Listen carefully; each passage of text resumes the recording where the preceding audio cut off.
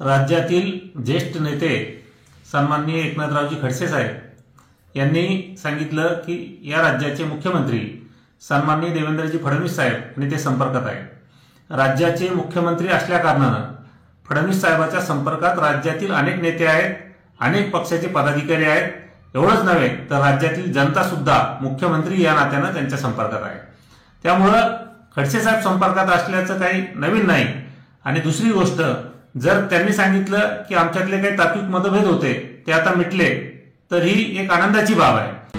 आजही देवेंद्र फडणवीसांचे माझे संबंध व्यक्तिगत चांगले आहेत। आमचे काही भारत पाकिस्तान सारखे युद्ध चाललंय असातलं नसतं। शेवटी हिंदुस्थानमध्ये राहणारे लोक आहेत, त्यामुळे एकमेकांविषयी काही वेळ तणाव असू शकतो, काही वेळ चांगला असू शकतो।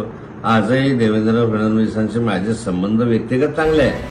शेवटी राजकारणात कुणीच कुणाचा कायमचा शत्रू नसतो, कुणीच कुणाचा कायमचा वैरी नसतो।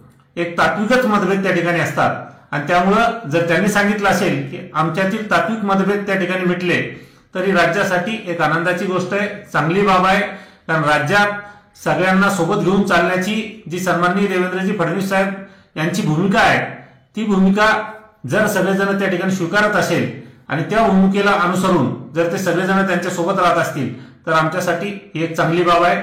म्हणून एकनाथरावजी खडसे साहेब यांनी जे सांगितलं त्यात वेगळं असं काही नाही आणि त्यात वावगं असं काही नाही।